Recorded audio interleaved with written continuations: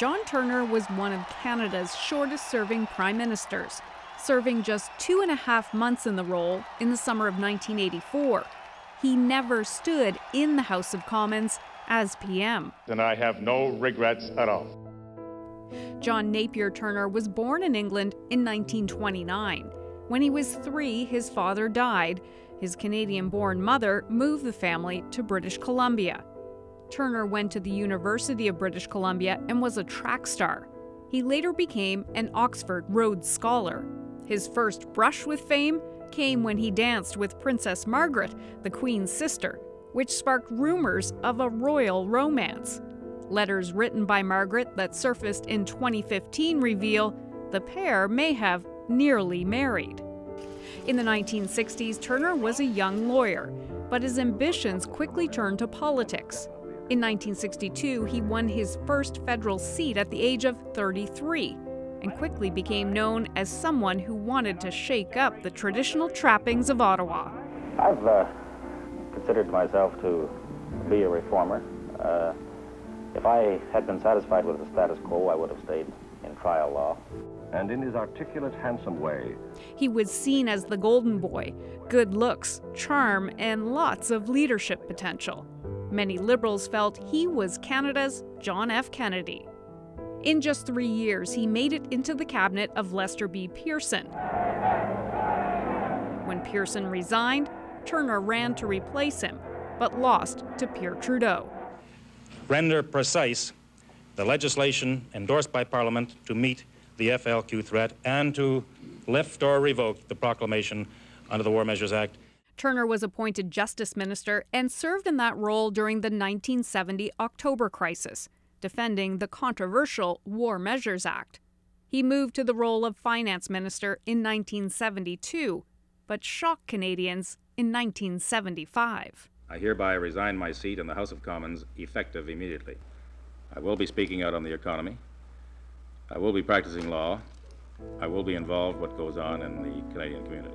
Turner was unable to work any longer with Trudeau, and while the two men had disagreements politically, they got along well personally. So it was Christmas Eve, and the Prime Minister called Mr. Turner and said that Margaret, Mrs. Trudeau, wanted to go to midnight mass. And the Prime Minister knew that the Turners would be going, and would he mind, Mr. Turner mind, if the Trudeaus went along? Turner, of course, said, well, of course, we'd love to have you.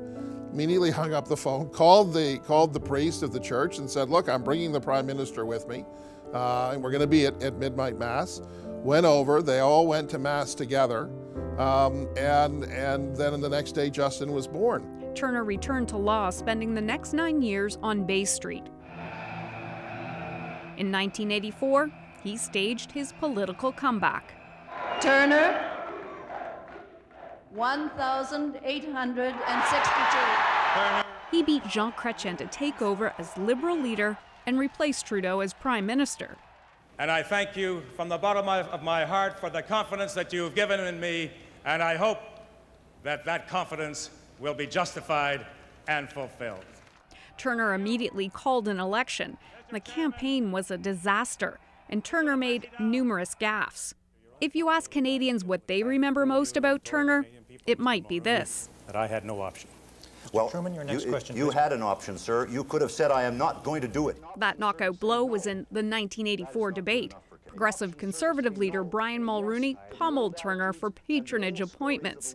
It stung Turner hard because he had built a name for himself as the guy who wanted to change how things were done. The Liberals had their lowest showing in history at that time, just 40 seats, but Turner did hang on to his. The people of Canada, from coast to coast, have spoken, and the people are always right. Turner took on Mulroney again in 1988. It was a campaign focused on free trade. Turner believed it was bad for Canada, describing it as the fight of his life. This election is a referendum on Canada's future. Here's how the question should be posed. Do we want a sovereign, independent Canada? Yes or no? Again, Turner was defeated. He blamed the infighting in his party, which included a plot to oust him mid-campaign. Which I believe we might have won had the few well-placed liberals across the country and a few members of caucus not created a certain aura of disunity. He stepped down as opposition leader in 1990, and Jean Chrétien took over as party leader. In the House, he was tough and unrelenting, and I've got all the scars you'd ever want to see to prove it. Turner was PM for just under 3 months, but his influence in his more than 20 years in politics is undeniable. Cabinet minister, prime minister, 6 years as opposition leader. At his 90th birthday, Turner's passion for strong political engagement, debating, and an overall respect for Parliament was still front and center. I think one of the greatest compliments you could give to him is to say that he is a parliamentarian. He loved Parliament. He loved every day that he spent in Parliament. Something he spoke about throughout his years. Democracy doesn't happen by accident. You gotta make it happen, all right? Turner made that happen. In fact, many say his commitment to public service and to a healthy democracy will be his most important legacy. Hannah Thibodeau, CBC News, Ottawa.